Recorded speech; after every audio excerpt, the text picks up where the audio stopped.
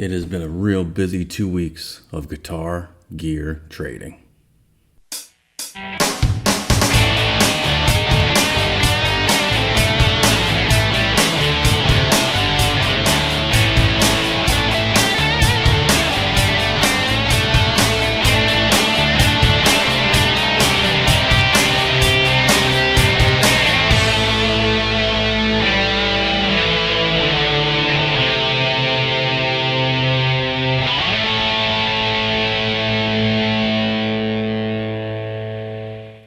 What is up, everybody? Welcome back to another episode of the Guitar Gear Trader. I am Steve, coming at you from Nashville, Tennessee, in the studio. Love this place, man. I never leave. It's unbelievable. I'm so blessed that I get to sit in this room and waste time all day long. And my family really loves it too. But it's been a busy week, maybe even 2 weeks. I want to give you guys an update on some stuff that I've done. I've done a lot of trading over the past couple of days. But before we get into that, do me a favor, hit the like button, hit the subscribe button, leave a comment down below, share this video out there with your friends and your neighbors and your loved ones, whoever you think would enjoy the content. This channel is a channel about gear trading and getting the gear you want without having to necessarily put money out. Sometimes you have to put money out because that's just the only way you're going to get the gear that you want. But if you can at all possible trade something to get something else, that's what I prefer to do. Putting money out is a real last resort for me. Sometimes it happens. You're going to see that it did happen this month for me. But I try my best not to do that. I try just to trade. Sometimes you lose, sometimes you win, sometimes you break even. It's not about any of that. It's about getting gear that you're interested in, getting gear that you've always wanted, trying it out, seeing if you like it, seeing if you connect with it, being able to pass that gear on to somebody else that might like it if it doesn't work out for you, and all at the same time trying not to lose money on the deal, right? But like I said, sometimes you win, sometimes you lose. So like I said, this past 2 weeks have been really busy for me, mostly with amps. And it's late at night. It's 11 o'clock at night on Friday, the 21st. Tomorrow, my family and I are going to Dollywood for a couple of days before Thanksgiving. So happy Thanksgiving to all of you who celebrate it in the States.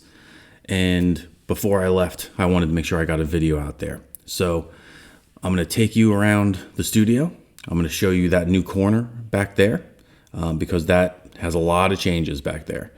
And I'm going to show you some other stuff right above my head that I just installed. So come on, let's go take a look.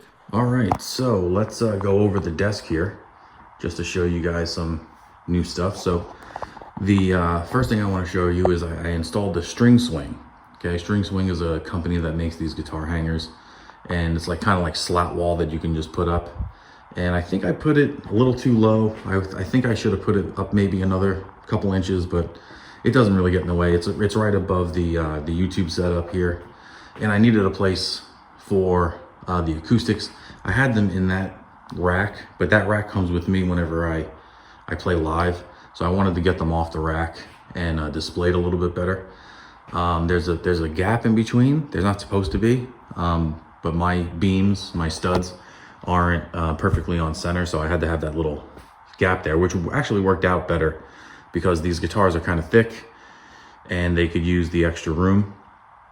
And then let's go over here to this little Acoustasonic Telecaster that I got.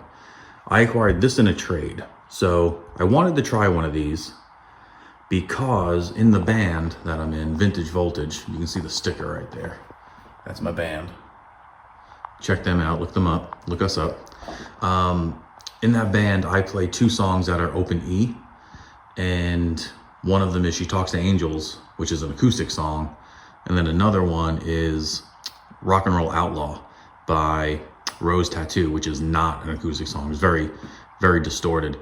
And I play the main riff, the slide riff on that guitar, on that song. I was doing it on that Les Paul Special. That's a 77 Les Paul Special, and it sounded good. It's just the Black Crow song didn't sound like I wanted it to, because that requires an acoustic. So I figured I'd get one of these. I try one of these out because it gives you that electric and that acoustic sound together in one piece. That's the cheap one. Okay, there is an American standard version of that. That's like, you know, in the thousands of dollars. This was brand new at Guitar Center for $5.99, I think. And I did a swap, and I actually got the guitar and $300 in cash for my swap of a Highway 1 P-Bass. I played this P-Bass once to do the intro, to record the intro to the channel, the song for this channel, and never played it again. So I traded that in, and I had a Marshall Argent 20 head, which I got on clearance from Guitar Center for like 250 bucks. Traded both those in. I got that brand new, as well as $300 in cash. So I thought that was a win for me, and it sounded really good. I used it once already in the band, and it covered the acoustic really well coming out of an orange amp. I didn't need an acoustic amp for it. It sounds really good right out of the orange clean channel, the Rock Reverb 50, and it dirtied up really good for Rock and Roll Outlaw. Moving over here, we see, I told you at the beginning of the show, I try not to buy stuff, but I had to buy that. There was no getting her out of that. What used to be in that spot was a Gibson, a 1971 330. It was all original, and I really liked that guitar, but I didn't play it much, and I've always wanted a 355 for a couple of reasons. Number one, I love the custom appointments. So you have, you know, Les Paul customs over here and over here. And they have the ebony board with the block inlays, with the diamond headstock and the 7-ply binding.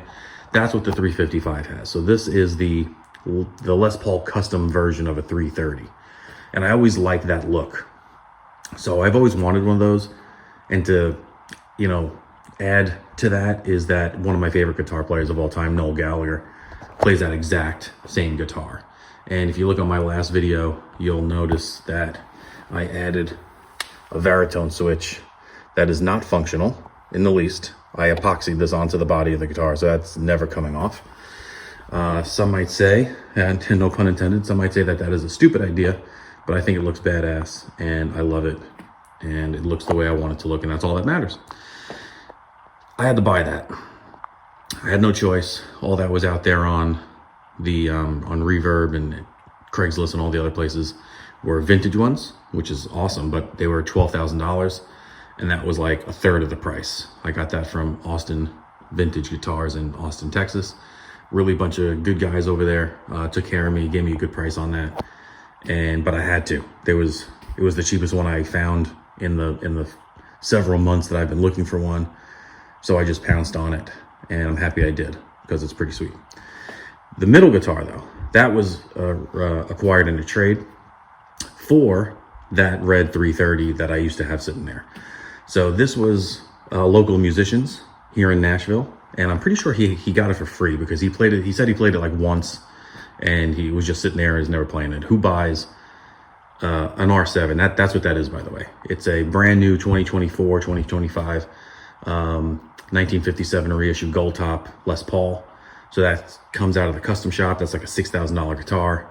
You don't buy one of those and 3 months later sell it because you don't play it. So I think he might have gotten it for free from his record label or whoever, and he traded for the vintage 330 that I had.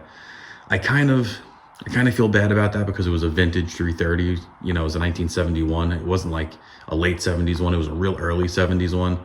It had a real thin neck. It played really well. It sounded really good. Had the original pickups, but I like that guitar a lot more, just because of the aesthetics of it and the way it plays.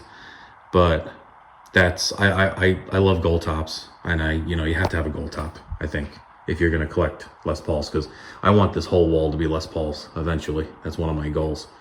So we'll figure out how I'm going to do that over the next couple of years.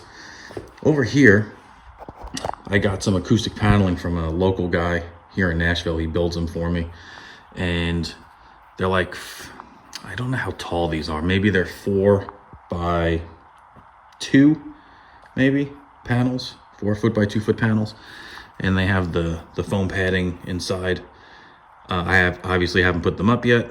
You can still hear my voice echoing in the room, but we have the wires there, and I'm gonna try to hang them from the ceiling. I'm gonna put hooks in the ceiling and maybe put one there, one up here and one over there, and see if that helps with the echoing.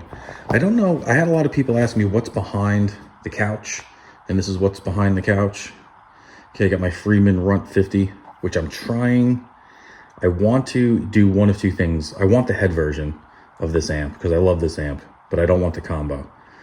I'm gonna either attempt to cut this thing in half and make it a head, which I've been watching so many videos on, and it looks kind of easy.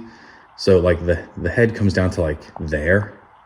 So I'm figuring if I just cut it across and then just maybe cut the bottom and take that piece out, take this piece out, and then just bring the bottom up, it'll be a head. But, or I can just trade for it or sell it on Facebook and try to buy the head version of it.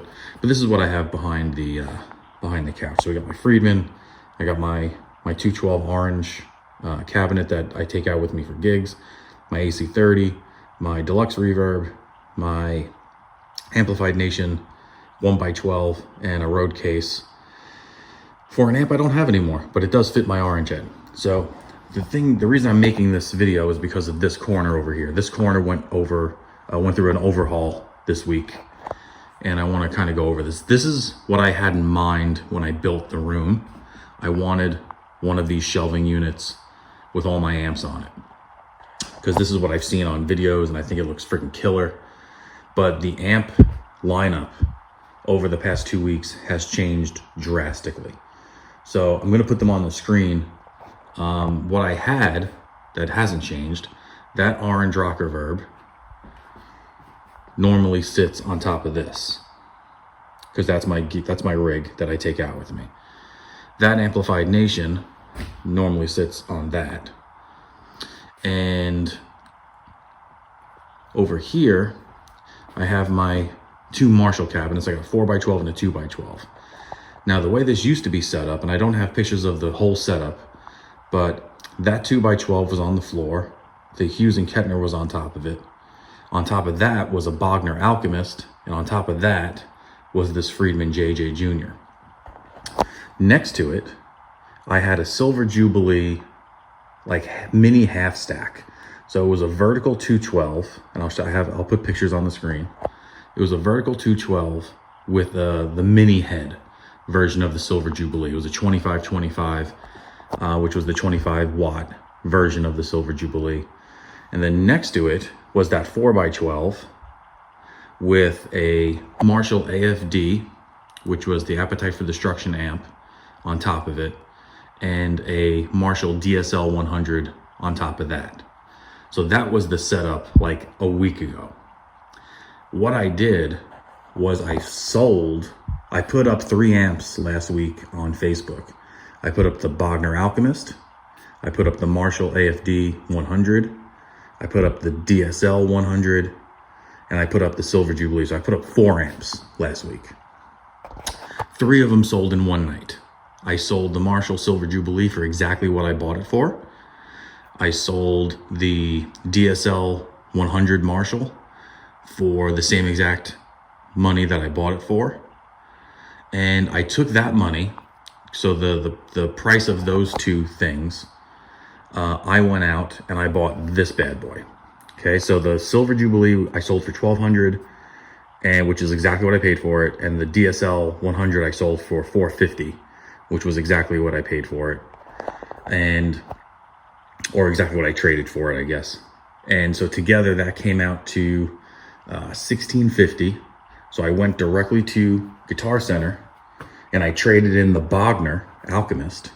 They gave me an extra $250 for that. So that brought my total up to $1,800. This is brand new. They sell it for $1,900. I got 10% off because I was trading in and buying something new. I paid $75 to get that. So I gave them all the money that I got from selling the Bogner Alchemist, the Silver Jubilee, the DSL 100, and I paid 75 bucks, and I got a brand new Marshall JVM410, which is an amp I've wanted for a very, very long time. If you go back on the channel, I had bought one of these, or I traded for one of these, the combo version, and I was very upset because the foot switch didn't work, and that was the only reason I bought it. So this amp is really cool. I'm gonna try to do a video on this one because there are 4 channels on this amp. 1, 2, 3, 4, and each one of them has 3 modes. So you have like a green, yellow, and red for each one of them, and you can program them all into this foot switch. So you can have a clean channel on channel 1, you can have your crunch channel on channel 2, you can have your, maybe heavy metal on channel 3, and your solo on channel 4. And you just boom, boom, boom, boom. You just have 1, 2, 3, 4 right there. And you can save it all. You can save whether the reverb is on or off. You can save the 2 master volumes. So you can even use one as a boost, okay, and get rid of your boost pedal, because you can just use your master volume as a boost if you wanted to. It's a really versatile amp. It's a little overkill. It's 100 watts, but I really wanted that for a long time. So I got my hands on it, and I'm really happy about that. So 3 amps for that 1 amp. But I gotta say, I didn't really love the Silver Jubilee. It sounded good, but it did one sound really good. The Bogner Alchemist, it's a Chinese made amp, and it's not the most reliable thing in the world. So I bought it with the head and the cab, and I think I paid 400 bucks for the head and the cab. I sold the cab for 200, and I sold the head for 250. So I made 50 bucks on it. So that was pretty much a win. So those 3, and the DSL100. The DSL100 I actually really liked the DSL100. And if this doesn't work out, I would definitely get a DSL100 again. Don't sleep on that amp. That's a good amp. Now, this one, I really like Bogner amps. And this is the Bogner, oh my God, Bogner Shiva. It's a 40 watt all tube amp made in America, unlike the Alchemist, which was made in China. That Alchemist was kind of like Bogner's way of getting into the affordable amp range for people. And I think they were teaming up with Line 6 at the time. So they were doing these amps over in China and sending them over. And they were great sounding amps. They were really good. It's just they were very unreliable. This is the Bogner Shiva. And I played one of these in Guitar Center, and they wanted 2,500 bucks for it. And I really, really liked the way it sounded in Guitar Center. And then all of a sudden it pops up on Facebook Marketplace. The guy on Facebook wanted 2,500 as well. And I got him down to 2,000 bucks. And what I did was I sold the AFD 100. And you guys might be thinking I'm nuts, because the AFD 100 is like the Cadillac of Marshalls. It's the Marshall that everybody wants. It's the Appetite for Destruction Marshall. And that's what I traded the old Gold Top for. So I had an old Gold Top R7. I traded that for a Dumble clone like that one. I didn't like that Dumble clone, and I traded that Dumble clone for the AFD. So I was into that amp for about $3,000. But I basically sold it for 2,000, and then I paid this guy 2,000 for that amp. So you could say I traded it, but it wasn't a direct trade. I had to sell 1 amp, give that money directly to this guy. So it was a swap, it was a wash, but I got this amp and I really like it. And if I took a little bit of a hit on it, that's fine, because I did not like the AFD 100 at all. I couldn't get it to sound good. I have a buddy, Nicky, who says that Marshalls sound good, but it takes a lot of work to get them to sound good. And like Friedman's are hard to sound. It's hard to make them sound bad.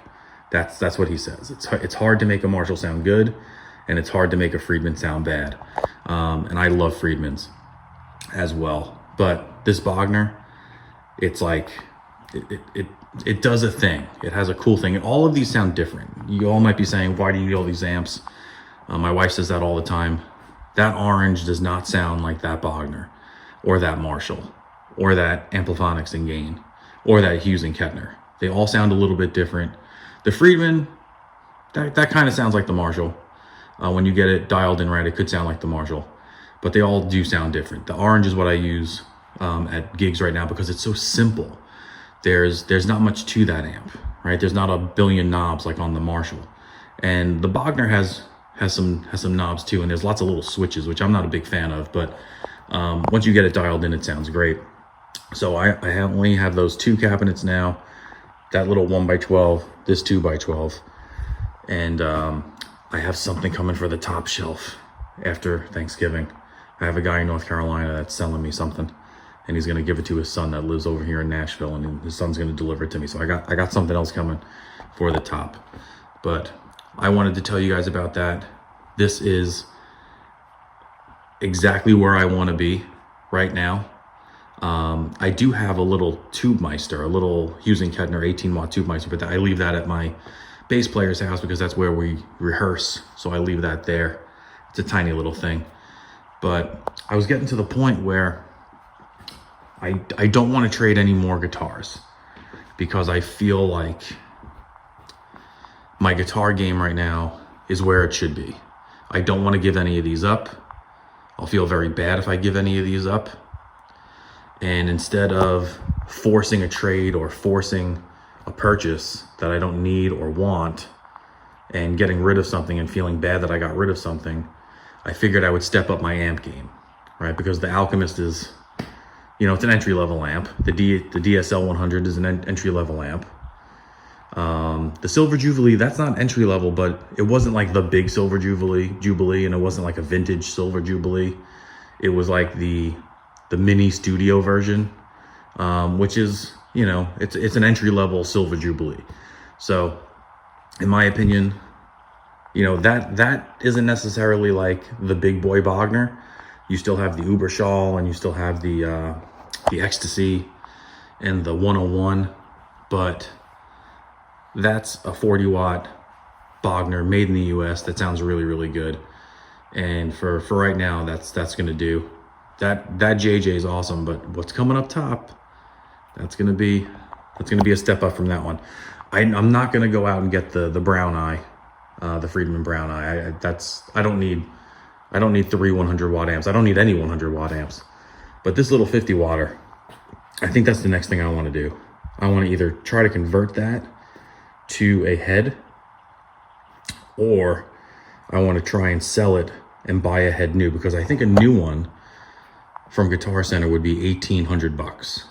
So if I got something around here to trade in, I think I can just trade in a pedal that's sitting on the floor over here. Get one of those pedals, go to Guitar Center, trade it in, get 10% off a brand new Friedman head, and see if I can get $1,000 for that, or maybe $1,200 for that, because that's a great amp. You know what? I probably should keep it. I probably should keep it just in case I play at a venue that requires a smaller amp that's you know, in a combo form. But this doesn't take up much space. That's why I like that 2x12, because it doesn't take much. It takes up the same amount of space as the Friedman. It's just taller. That's all. But that's what I did over the past 2 weeks. My wife thought I was nuts because I was traveling all over the place to get these amps. I was driving 40 minutes south to drive 50 minutes west to meet another guy, all in the same night, to get these amps going. But that's what we did. Let's go back to the desk. All right. Well, I hope you liked the update there. I hope you liked the amp shelving unit. I forgot to mention that when I went to Guitar Center to pick up or order the Marshall and trade in that Bogner Alchemist, Home Depot was right next door. So I went into Home Depot, bought that shelving unit, came home, put it together with my son, hooked up all the amps. All those amps are hooked up to an amp switcher. So those two cabinets are hooked up to the back of the amp switcher. All 5 of those amps, are there 5? 6? All 6 of those amps are hooked up to the back of the amp switcher, and I can switch back and forth between them all. And that's pretty awesome. That's a really, really cool little doodad. So let me know what you think in the comments. Tell me if you like it. Do you hate it? Did I win? Did I lose? Did I break even? Doesn't really matter because I'm happy, right? And that's all we want to do. So to all you guys out there, and all you gals, if there are any gals listening, have a happy Thanksgiving if you celebrate it. Happy hunting for your guitars and your gear. Leave a comment, hit the subscribe button, hit the like button. Until next time, I'll see you later, everybody. Peace out.